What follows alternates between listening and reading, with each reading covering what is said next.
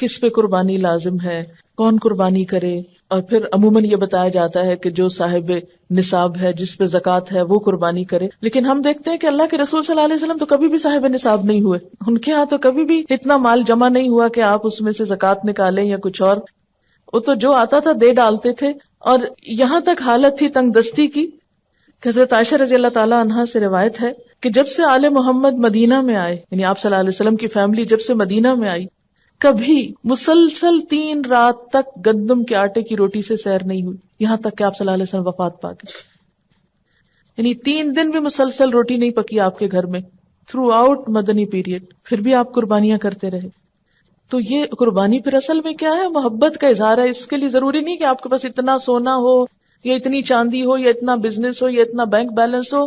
بس آپ دیکھیں کر سکتے ہیں تو کر لیں. ایک قربانی بھی سارے گھر کی طرف سے کافی ہو جائے گی. لیکن محبت کے اظہار کے طور پر اللہ تعالیٰ نے خود جو طریقہ بتایا، کیونکہ آپ یعنی ویسے بھی محبت کے اظہار کے لیے تحفہ دیا جاتا ہے، لیکن جب آپ کو پتا چل جاتا ہے کہ فلاں شخص کو یہ چیز بہت پسند ہے تو آپ کی پھر کوشش کیا ہوتی ہے کہ میں وہ دوں جو اس کو پسند ہے. اس لیے جب یہ باتیں کی جاتی ہیں نا کہ غریبوں کو روپیہ دے دینا چاہیے اس دن، اور فلاں چیز دے دینی چاہیے، اس پیسے کو فلاں کام میں استعمال کر لینا چاہیے، فلاں سڑک بنوا لینی چاہیے، فلاں پل بنوا لینا چاہیے، سب باتیں اپنی جگہ ہیں. لیکن آج آپ کے محبوب کو پسند ہے کہ آپ ایک جانور قربان کریں. یہ سارا سال پل بنوائیں، سڑکیں بنوائیں، جو مرضی کرائیں، لیکن آج اس کو کون سا تحفہ پسند ہے آپ کی طرف سے؟ جانور قربان کرنا. کیوں؟ اس لیے کہ آپ کاغذ کا روپیہ کسی کے ہاتھ میں دیتے ہیں نا تو وہ فیلنگ نہیں آتی.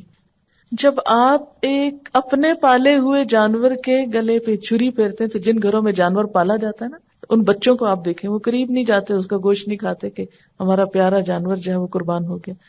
روتے ہیں باقاعدہ اس کی. اور اس وقت جو دل کی حالت ہوتی ہے وہ روپیہ کسی کو پکڑانے سے وہ جذبات نہیں پیدا ہوتے. اور یہ یاد دہانی ہے مسلسل، یا اللہ آج اس جانور کے گلے پہ چھری پھیر رہا ہوں، کل آپ نے مجھے طلب کیا نا تو میں بھی حاضر ہوں، میں اپنی جان بھی دوں گا آپ کو. کیونکہ محبت میں تو پھر کوئی بھی چیز بچا کے نہیں رکھی جاتی نا. آپ صلی اللہ علیہ وسلم 10 سال مدینہ میں رہے اور ہر سال قربانی کی. اسی لیے آپ نے فرمایا، ابو داؤد کی روایت ہے، اے لوگو، بے شک ہر گھر والوں کے ذمے ہر سال قربانی ضروری. ان علی کل اہل بیت فی کل عام اضحیہ.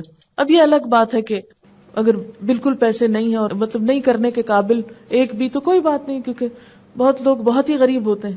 قربانی دراصل محبت کے اظہار کی ایک علامت ہے، اور اس کے لیے بہت زیادہ فقہی مسئلوں میں پڑھنا، اس پہ جائز ہے اس پہ ناجائز ہے، یہ کرے یا نہ کرے، وہ کرے یا نہ کرے، بہت کچھ پوچھنے کی ضرورت نہیں. اپنے آپ کو ٹٹولیں، دیکھیں کیا دے سکتے ہیں کیا نہیں دے سکتے، اور کر لیں جو کر سکتے ہیں.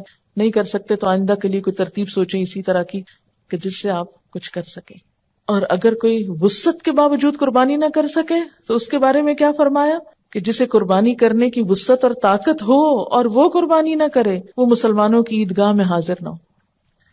اب یہ ہے کہ بعض حالات واقعی ایسے ہوتے ہیں کہ انسان نہیں کر سکتا، کوئی جان بوجھ کے نہیں ایسے کرتا، ہمت نہیں ہے. مثلا ایک شخص کی مہینے کی آمدنی 3,000 روپے ہے، وہ تو بچوں کا دودھ بھی نہیں پورا کر پا رہا، 2 وقت کی روٹی نصیب نہیں، وہ کہاں سے قربانی کرے چاہے اس کا دل کتنا بھی روتا ہو. ایسا شخص کیا کرے؟ ایسے لوگوں کو بھی اللہ نے ثواب سے محروم نہیں رکھا. ایک آدمی نے حضور صلی اللہ علیہ وسلم سے عرض کیا کہ میرے پاس قربانی کے لیے تو کوئی جانور نہیں، لیکن میرے پاس دودھ دینے والا ایک جانور ہے، یعنی میرے گھر میں ایک مثلا گائے یا بکری وغیرہ ہے، اسی کو کر دوں؟ تو آپ نے فرمایا نہیں، اس کو نہیں کرو، کیونکہ اسلام جو ہے نا ایک اعتدال والا دین ہے، دوسروں پہ ان کی وسعت سے بڑھ کے بوجھ نہیں ڈالتا. آپ نے فرمایا نہیں، بلکہ تو عید کی نماز کے بعد اپنے بال، ناخن اور مونچھیں کٹوا اور اپنے پوشیدہ بال مونڈ لے، بس اللہ تعالیٰ کے نزدیک یہی تیری پوری قربانی ہے. اسی لیے ہمیں کیا حکم دیا گیا ہے کہ ذوالحج کا چاند نظر آنے کے بعد نہ ناخن کاٹے جائیں، نہ بال کاٹے جائیں، نہ ہی شیو کی جائے، اور نہ ہی بال اکھاڑے جائیں. نو ویکسنگ، نو تھریڈنگ، نو پلکنگ. اور عید کی نماز کے بعد کیا کیا جائے؟ کیونکہ عام طور پر تو کیا ہوتا ہے، عید کی تیاری میں لوگ اپنے آپ کو سنوارتے بناتے ہیں، بچوں کے بال کٹوائے جاتے ہیں، حجامت کروائی جاتی ہے. لیکن اس عید کے موقع پر عید سے پہلے کچھ نہیں کرنا. عید کی نماز کے بعد جب دوسرے لوگ جانور کاٹ رہے ہوں گے تو آپ کے پاس جانور کاٹنے کو نہیں تو اپنے ناخن کاٹ لیجئے، یہی آپ کی قربانی ہو گئی. یعنی جس کے پاس وسعت نہیں، اور جس کے پاس وسعت ہے قربانی کرنا ہے، اس کے لیے بھی یہی حکم ہے.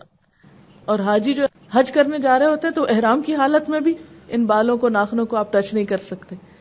تو اس طرح حج والے اور قربانی والے اور بغیر قربانی والے سب ایک چیز میں تو شریک ہو سکتے ہیں نا. یعنی اللہ تعالیٰ ہر ایک کو نیکی کا